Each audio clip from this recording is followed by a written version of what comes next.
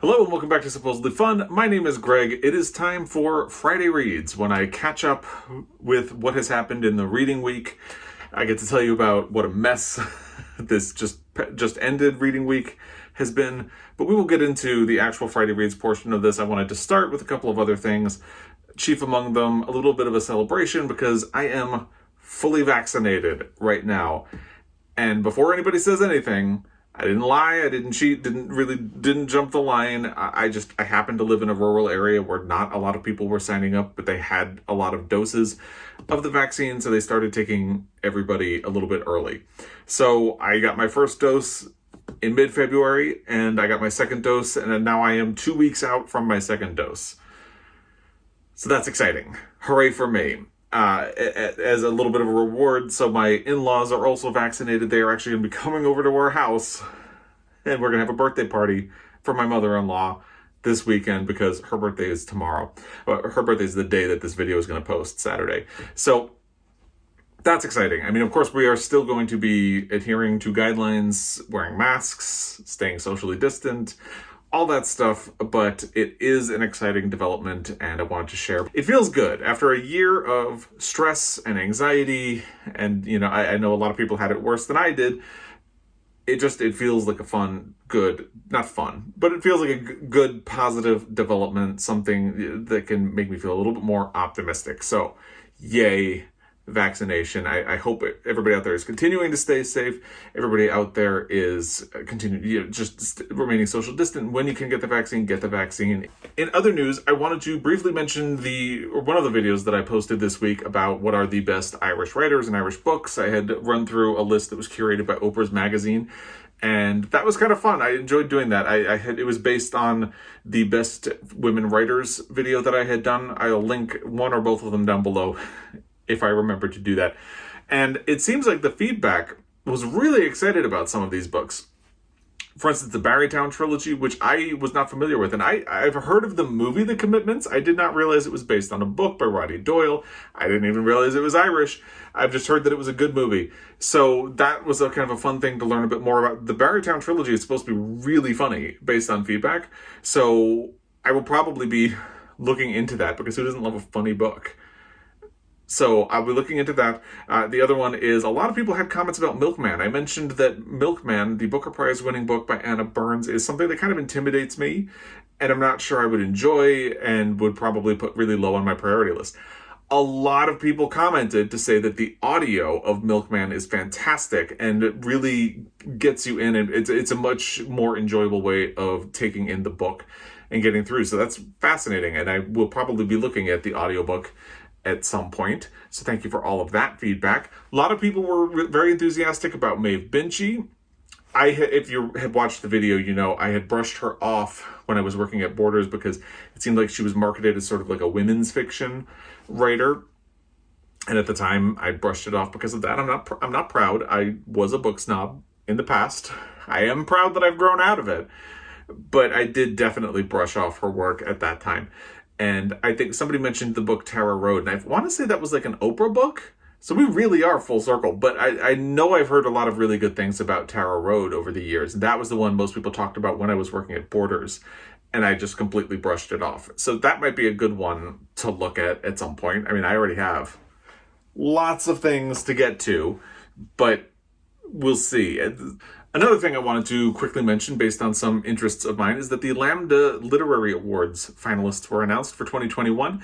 And the reason this is particularly of interest to me is that I love LGBTQ fiction, but I tend to fall in the rut of focusing on the G. If you follow along, 2 years ago, my reading goal for the year was to do LGBTQ books that were, the L, the B, the T, and all of those. And I still sometimes struggle to find books that help me kind of get out of that rut and experience the other aspects of the LGBTQ spectrum. So this is kind of like a nice guide because it is very inclusive. They have a category for lesbian fiction. They have a category for gay fiction, bisexual fiction. You really can't find much bisexual representation in fiction, so that's a really good one. Transgender fiction, bisexual nonfiction, transgender nonfiction, LGBTQ nonfiction. I will link the full list down below. I'm going to be taking a closer look at all of those, and I recommend that you do as well, because if you're like me, these are areas that you want to try to do better and you broaden your wealth of experience for. There's no way you would be able to tell, really, except maybe the lighting is a little bit different. But so after I talked about the Lambda Literary Awards, I got a phone call from work, and I was on the phone for 3 hours. So we're going to try to get through the rest of this Friday Reads video a little bit quickly. I am hungry and on the verge of being hangry. So we're going to move into the Friday Reads portion of this video, move it right along. And the first thing I want to talk about in that section is that I was reading Infinite Country by Patricia Engel last week, and I had started this on audio. And now, I don't know if you remember my whole thing with the BookTube prize. It's going to come back up. And how I was really trying to cram in all of my reading for this round of the BookTube prize.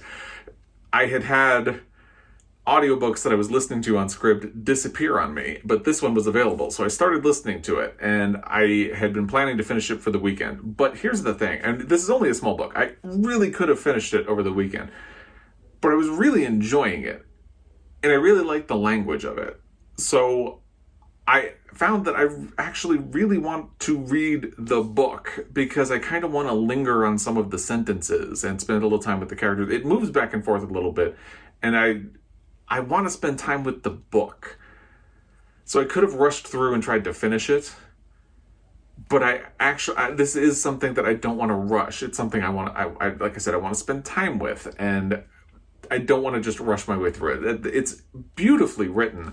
So basically, what I'm going to be doing is I put the audio to the side, and at some point I'm going to hope to get to the book this year. I mean, it's only small. Let's see how many pages. 189. So it should be doable. I mean, it's certainly doable. I have the whole rest of the year to do it. I just didn't want to rush through for the sake of rushing, because I was really enjoying this. And like I said, I just wanted to linger over some of the sentences, because I think the writing is really good. And it doesn't happen all that much that I'm listening to an audio and I think, oh, I really need to read this in book form and spend time with these sentences. The only other time that's happened is with Toni Morrison, because I was really curious, because she reads a lot of her own audiobooks and she has this wonderful voice. But I found I really want to spend time with the sentences and her words. And for that reason, I think my approach is that I'm going to try to read her books and then circle back. And if I do a reread, try the audiobook where she narrates. And again, she has this wonderfully beautiful voice. So that's kind of my plan with Patricia Engel. I'm not comparing her to Toni Morrison. I'm just saying that's the only other example I can think of where that has happened. But I'm really looking forward to getting back to this in book form at some point. Now, let's get into my mess, my ongoing mess with the BookTube prize. So I can't tell you what I'm thinking of anything, but let's do the good news. Let's do the happy, joy section of this. I finished Utopia Avenue by David Mitchell. This was one of my big stress points because it's a chunky book. And I had been figuring if I could get this out of the way in print, I could start working on some of the other things. My plan last week was finish this, done. I just kind of barely made it in last night. Done. Check. And then I could work my way through the physical books of Luster and American Dirt. And then while I was working on the physical versions of those, I could do The Mirror and the Light on audio. That was the plan. Didn't work out that way. So none of the audios for Luster, American Dirt, or The Mirror and the Light were available on Scribd until March 17th, which was Wednesday. So Wednesday, I immediately dove into The Mirror and the Light. And can I just say, really wonderful audio production. I'm not saying anything about the quality of the book, but I will say the audio production is fantastic. Again, can't say anything about the quality of the book because I need to wait until this round of the BookTube prize is over. But I was really enjoying the audio, and I'd spent a lot of time with it for 2 days, and then last night, Thursday, I went to listen to it some more before bed, and it had disappeared. Scribd told me it was not going to be available until April 17th now. So I spent all that time, 2 days, working my way through the audio of this book, and now I have to change again. So, Scribd, you're doing me wrong. I caused a lot of my stress with the BookTube Prize by taking Friday as like a personal reading month and reading what I wanted to read in the month of February. But now when I wanted to get serious, Scribd has been doing me wrong. And it is not going unnoticed. And yes, you can probably tell I'm hangry right now. So now I've got to pivot to the physical version of this chunky book, over 800 pages. Got to finish it by the end of next week. I did make some good progress in the audio. I know where I left off. I don't want to flip through pages to try to find it right now. So let's kind of run through my BookTube Prize journey. I'm done with Utopia Avenue. I'm done with Real Life. I'm done with Death in Her Hands. I made some progress on the audio of The Mirror and the Light. Now I need to transfer to the book for probably the last 75% of it, which is annoying. So that leaves me with Luster and American Dirt. And here's my plan. Both of them are now available on Scribd, unless it removes them. Somebody, by the way, had told me that if you download the book, it won't go away. I downloaded The Mirror and the Light, and it's gone. Anyway, I started the audio of American Dirt, and I'm working my way through it. I have a good chunk done. I think in just listening to it last night and again this morning and periodically when I had time during the day, I'm about 25% of the way through.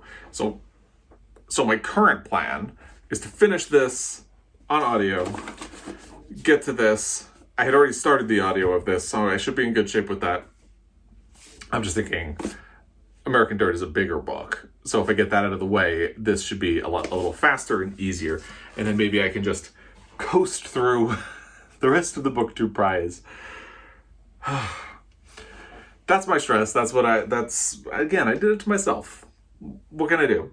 So that's my stress right now. That's my reading week. My reading week has been stress this week. But, there are bright spots. I can't talk to you about the quality of the books that I'm reading for the BookTube Prize, but this for sure. And I'm really looking forward to getting back to the final revival of Opal and Nev, because I had been reading that and I had to put it to the side for the BookTube Prize. And I'm really looking forward to getting back to that as well. So there are two books I'm really looking forward to getting back to once all of this is done. Now, I'm going to call it here for Friday Reads for this week. And I hope you've had a good week. I would love to hear what you've been up to this week. If you have thoughts about Scribd or other online library sharing resources, please put it in the comment section down below.